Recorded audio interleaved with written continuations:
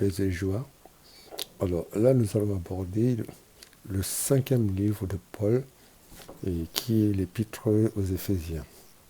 En fait, cette lettre ne s'adresse pas seulement aux Éphésiens, comme nous l'avons vu dans la lettre aux Galates, où il reprochait aux Galates leur comportement, mais Paul fait ici un exposé du salut de l'homme. Et tout chrétien doit être attentif à cette lettre. Paul donne ici à tout chrétien une vue plus ample de l'espérance dont il est porteur. Et ceci est vrai aujourd'hui, quand on peut se poser la question, où va le monde? Le Christ est-il l'unique sauveur? Paul nous parle du plan de Dieu et il nous dit que le Christ, premier-né de Dieu, est le centre et que le monde a été créé pour qu'il en sorte un homme nouveau, une seule famille dans le Christ. Tout chrétien est appelé dès aujourd'hui à cet appel, à vivre une vie sainte et responsable. En fait, cette lettre se compose de 6 chapitres, mais cette lettre compose 2 grandes parties qui s'articulent de cette manière. Le chapitre 1, chapitre 2, on peut l'intituler comme étant les mystères du salut et de l'Église, qui est une partie doctrinale. La deuxième partie, du chapitre 4 au chapitre 6, qui est la paranèse ou l'exhortation, qui est en fait la partie pratique. Nous allons aborder ce premier chapitre. Alors, en dehors de son adresse, qui prend le verset 1 à 2, nous allons nous intéresser d'abord au verset 3 jusqu'à 14.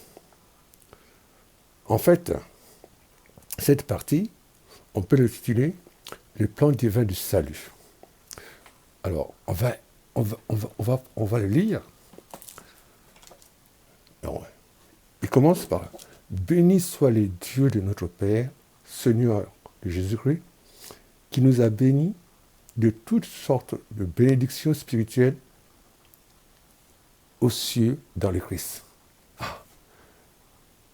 Il nous a bénis déjà de toutes sortes de bénédictions dans le Christ. C'est important de comprendre dans le Christ. Dieu nous a bénis déjà dans le Christ. C'est ainsi qu'il nous a élus dès avant la fondation du monde. C'est-à-dire que c'était déjà le projet de Dieu avant que nous soyons créés.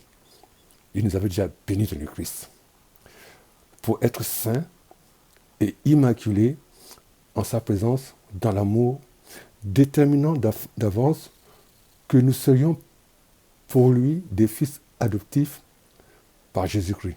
Alors, je crois qu'il faut s'arrêter un peu sur ce dernier verset. Déterminant d'avance pour lui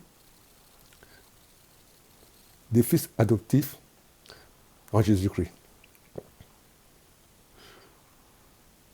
Voilà ce projet. Tel fut le bon plaisir de sa volonté. Dieu, sa volonté, c'était déjà cela. Sa volonté, c'est que nous devenions ses fils. À la louange de la gloire, de gloire de sa grâce, dont il nous a gratifiés dans le bien-aimé. Alors, voyez bien, on tourne autour de Jésus. Nous sommes sauvés. Nous avons déjà toutes les bénédictions par Jésus-Christ. Alors, il y a 4 parties dans ces versets-là. Souvent, c'est en lui. Alors, tout à l'heure, nous sommes sauvés d'avance pour lui, dans le Christ Jésus. Alors, deuxième partie, en lui. C'est en Jésus-Christ. Nous trouvons la rédemption par son sang, la rémission des fautes, selon la richesse qui nous a prodigué en toute sagesse et intelligence. Alors, en lui, déjà, vous voyez, il est venu pour nous sauver par son sang. Et Jésus est venu justement pour réconcilier l'homme. avec le Père, les sauveurs. Nous trouvons la rédemption par son sang. En mourant, il nous a prodigué en toute sagesse et intelligence et il nous fait connaître le mystère de sa volonté. Dans ce verset 5,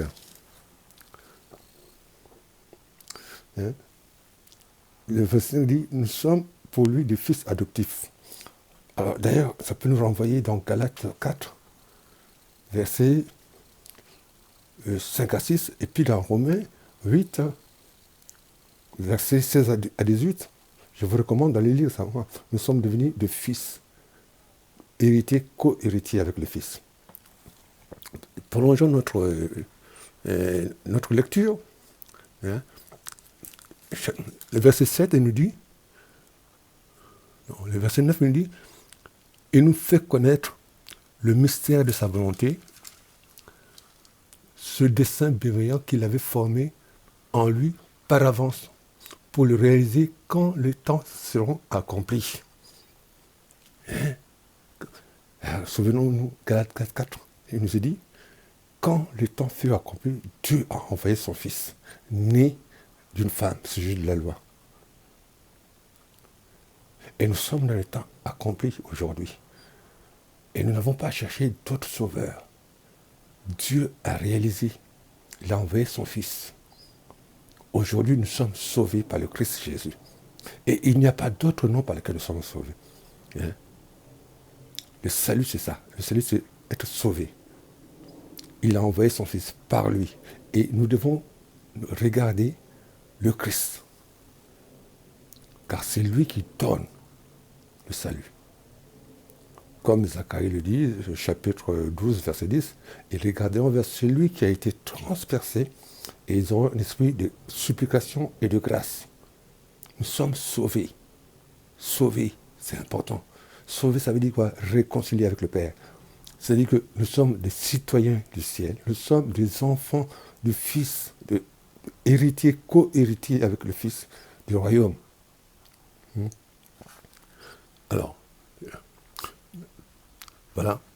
Et ce que dit, verset 10, pour le réaliser quand le temps serait accompli, ramener toutes choses sous un seul chef, le Christ.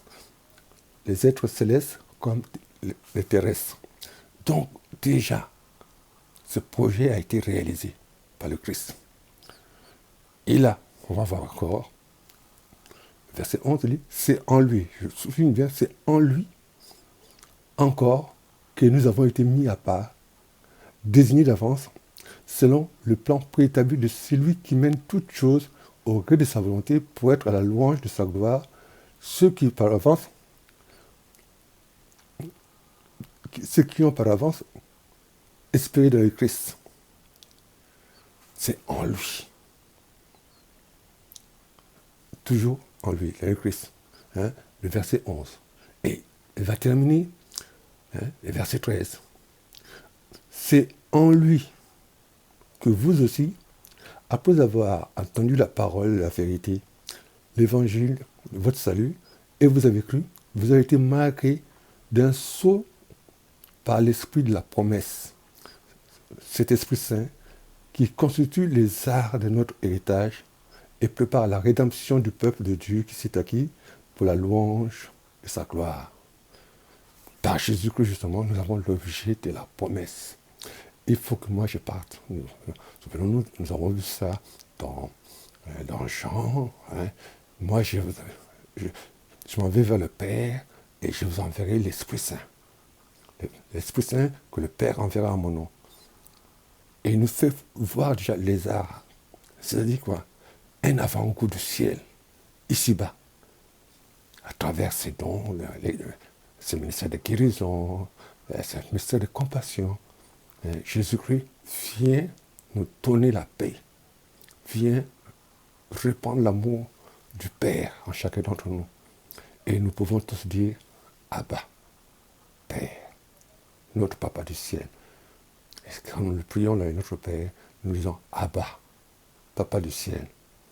Que ton nom soit sanctifié, que ton règne vienne, que ta volonté soit faite sur la terre comme au ciel. Donne-moi ton regard, donne-moi ton amour de ce jour. Voilà. Nous allons nous arrêter là pour cette introduction à l'épître aux Éphésiens. Nous continuons pas à pas. Que Dieu nous bénisse. À bientôt.